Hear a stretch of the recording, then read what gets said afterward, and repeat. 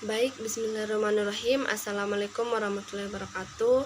Puji syukur atas kehadirat Allah Subhanahu wa Ta'ala, atas berkat rahmat dan hidayahnya lah, sehingga pada kesempatan kali ini kita masih diberikan nikmat kesehatan, nikmat kesempatan untuk melaksanakan tugas mata kuliah evaluasi pembelajaran.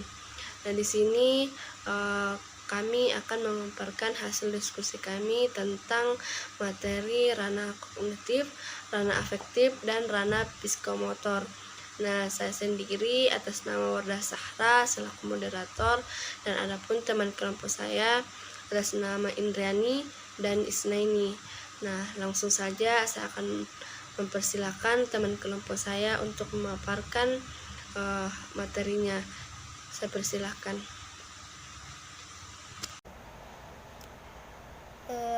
Baik, saya lanjut mengenai materi ranah kognitif.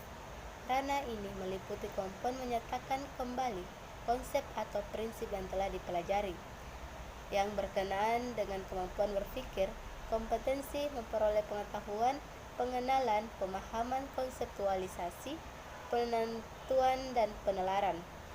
Tujuan pembelajaran dalam ranah kognitif atau intelektual, atau yang menurut Bloom merupakan segala aktivitas yang menyangkut otak, dibagi menjadi 6 tingkat sesuai dengan jenjang terendah sampai ke jenjang tertinggi, yang dilambangkan dengan C atau kognitif. Antara lain, yang pertama, pengetahuan atau knowledge. Pada jenjang ini menekankan pada kemampuan dalam meningkatkan dan kembali materi yang telah dipelajari, seperti pengetahuan tentang istilah, fakta khusus, konvensi, kecenderungan dan urutan, klasifikasi dan kategori, kriteria serta metodologi.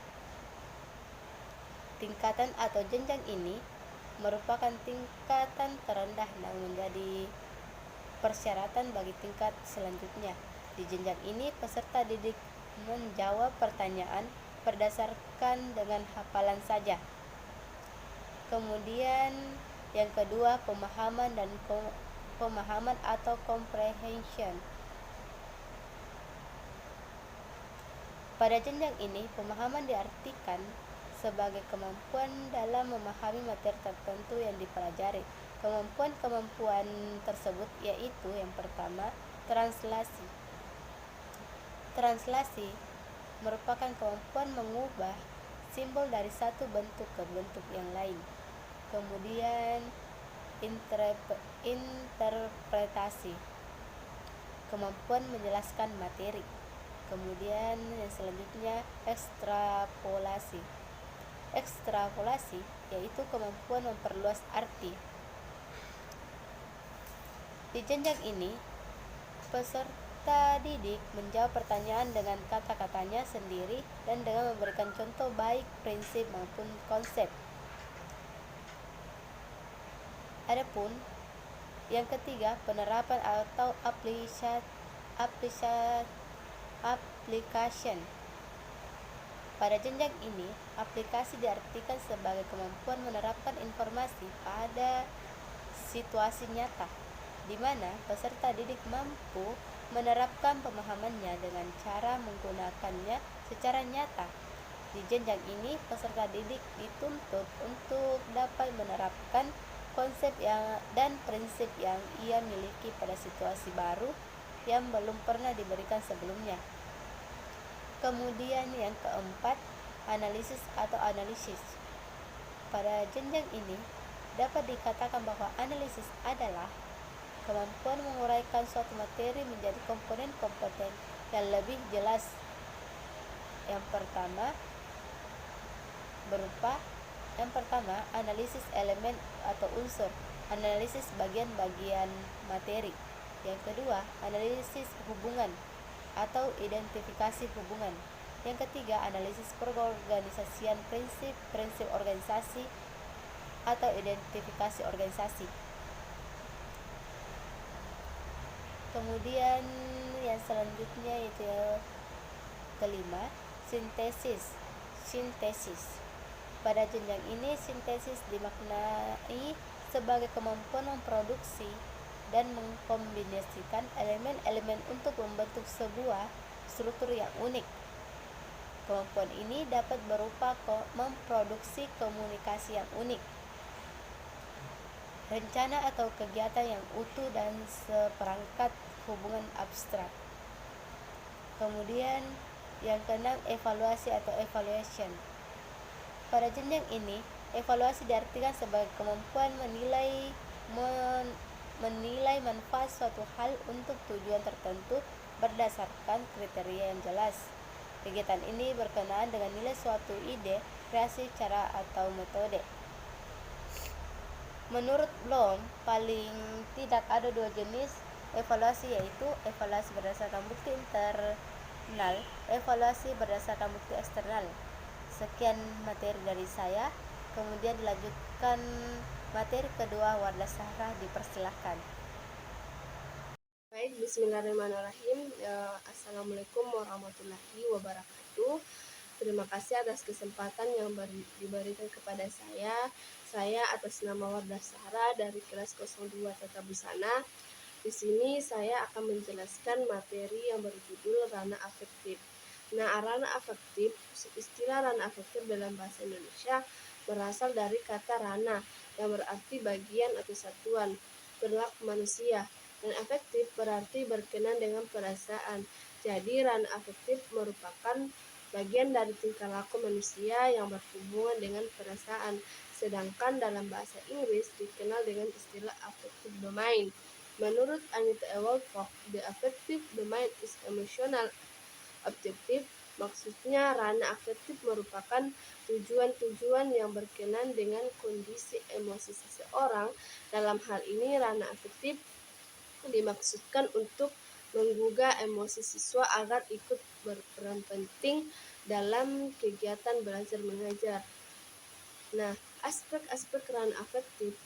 Dengan mengikuti pendapat Kurzweil, aspek-aspek yang terkandung dalam ranah afektif terdiri dari minat, interest, sikap atau attitude, nilai atau value, apresiasi atau appreciation, penyelesaian atau engagement. Masing-masing aspek tersebut muncul pada diri siswa, tidak sejelas seperti dalam ranah kognitif. Artinya, dalam ranah kognitif, aspek yang satu merupakan syarat mutlak. Dalam ranah kognitif, artinya dalam ranah kognitif, aspek yang satu merupakan syarat mutlak bagi aspek yang lain. Sedangkan dalam ranah afektif, tidaklah demikian, tetapi masing-masing aspek saling berpengaruh lebih jelas. Nah, di sini terdapat berdasarkan pendapat Kurzweil tersebut dapat dipahami bahwa ranah afektif terdiri dari 5 aspek. Yang pertama itu sendiri minat atau interest. Minat atau interest adalah gejala psikis yang berkaitan dengan objek atau dari pengertian tersebut apabila seseorang senang terhadap objek atau aktivitas tertentu, maka ia akan mempunyai minat yang besar terhadap objek tersebut. Kedua, sikap atau attitude. Di sini sikap merupakan kecenderungan untuk merespons sesuatu, baik individu, tata nilai, peristiwa, dan sebagainya, dengan cara-cara tertentu. Dalam proses belajar mengajar terlihat adanya sikap siswa seperti kemauan untuk menerima pelajaran dari guru, perhatiannya terhadap apa yang dijelaskan oleh guru, penghargaannya terhadap guru. Jadi, sikap akan memberikan arah kepada individu untuk melakukan perbuatan yang positif atau negatif. Nilai atau value sebagaimana yang dikutip oleh DRS HM Kabitoha dalam buku Kapital Selekta Pendidikan Islam, Zidi Ghazalba mengartikan nilai sebagai sesuatu yang bersifat abstrak. Ia ideal. Nilai bukan benda konkret, bukan fakta, tidak hanya persoalan benar dan salah yang menuntut pembuktian empirik, melainkan soal penghayatan yang dikehendaki dan tidak dikehendaki, disenangi dan tidak disenangi. Dari kedua pengertian nilai tersebut, dalam hubungannya dengan proses belajar mengajar, Siswa mampu menghayati sebuah fenomena sehingga ia dapat membedakan benar dan salah, baik dan buruk, dan mana yang lebih penting dalam hidup. Selanjutnya, apresiasi. Apresiasi sering diartikan sebagai penghargaan terhadap suatu benda, baik abstrak maupun konkret, yang memiliki nilai luhur dan umumnya dikaitkan dengan karya seni. Menurut Calvin yang dikutip oleh Muhyiddin Syah, apresiasi berarti suatu pertimbangan judgement mengenai arti penting atau nilai sesuatu. Dalam proses belajar mengajar, apresiasi dapat dilihat dari perilaku siswa, menghargai guru dan teman, menghargai waktu belajar, dan tahu hal-hal yang lebih penting dalam hidup. Selanjutnya, penyelesaian atau adjustment. Penyelesaian merupakan aspek afektif yang mengontrol perilaku siswa sesuai dengan prinsip-prinsip yang tertanam dalam dirinya. Jadi, adjustment dapat diartikan sebagai penguasaan, yaitu kemampuan membuat rencana dan mengatur respon-respon sedemikian rupa sehingga dapat menguasai atau menanggapi segala macam konflik atau masalah. Sebagai contoh, siswa melakukan latihan diri dalam memecahkan masalah berdasarkan konsep bahan yang telah diperolehnya atau menggunakannya dalam praktek kehidupan. Mungkin sekian yang bisa saya sampaikan, kurang lebihnya mohon dimaafkan. Wabillahi taufiq wal hidayah. Wassalamualaikum warahmatullahi wabarakatuh. Bismillahirrahmanirrahim. Assalamualaikum warahmatullahi wabarakatuh. Perkenalkan, saya Isnaini dengan NIM 1928042033. Di sini saya akan menjelaskan materi tentang ranah psikomotor. Langsung saja saya jelaskan. Ranah psikomotorik adalah ranah yang menitikberatkan kepada kemampuan fisik dan kerja otot. Dalam pengembangannya pun, mata pelajaran yang berkaitan dengan psikomotor adalah mata pelajaran lebih berorientasi pada gerakan dan menekankan pada reaksi-reaksi fisik dan keterampilan tangan. Kemampuan itu sendiri menunjukkan tingkat keahlian seseorang dalam suatu tugas ataupun sekumpulan tugas tertentu. Menurut Butler 1972 membagi hasil belajar psikomotor menjadi 3, yaitu specific responding, motor training, rule using. Yang pertama yaitu specific responding. Peserta didik mampu merespon hal-hal yang sifatnya fisik, yang dapat didengar, dilihat, atau diraba, atau melakukan keterampilan yang sifatnya tunggal, misalnya memegang raket, memegang bat untuk teknis meja. Kemudian yang kedua yaitu motor training. Peserta didik sudah mampu menggabungkan lebih dari 2 keterampilan dasar menjadi 1 keterampilan gabungan. Misalnya memukul bola, menggergaji, menggunakan jangka sorong. Kemudian ketiga, tingkat rule using. Peserta didik dapat menggunakan pengembangannya untuk melakukan keterampilan yang kompleks. Pengembangan perangkat penilaian psikomotor, misalnya bagaimana memukul bola secara tepat agar dengan tenaga yang sama tetapi hasil yang lebih baik. Kemudian di sini ada pun jenis-jenis perangkat penilaian psikomotor. Untuk melakukan pengukuran hasil belajar ranah psikomotor, ada 2 hal yang perlu dilakukan oleh pendidik, yaitu membuat soal dan membuat perangkat atau instrumen untuk mengamati unjuk kerja peserta didik. Soal untuk hasil belajar ranah psikomotor dapat berupa lembar kerja, lembar tugas, perintah kerja, dan lembar eksperimen. Instrumen untuk mengamati unjuk kerja peserta didik dapat berupa lembar observasi atau portofolio. Adapun jenis perangkat penilaian psikomotor, yang pertama instruksi instrumen.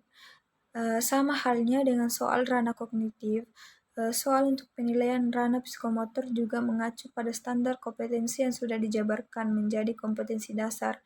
Setiap butir standar kompetensi dijabarkan minimal menjadi 2 potensi dasar. Setiap butir kompetensi dasar dapat dijabarkan menjadi 2 indikator atau lebih. Setiap indikator harus dapat harus dapat dibuat butir soal. Indikator untuk soal psikomotor dapat mencakup lebih dari satu kata kerja operasional. Kemudian menyusun rancangan penilaian. Sebaiknya guru merancang secara tertulis sistem penilaian yang akan dilakukan selama 1 semester. Rancangan penilaian ini sifatnya terbuka, sehingga peserta didik, guru lain, dan kepala sekolah dapat melihatnya.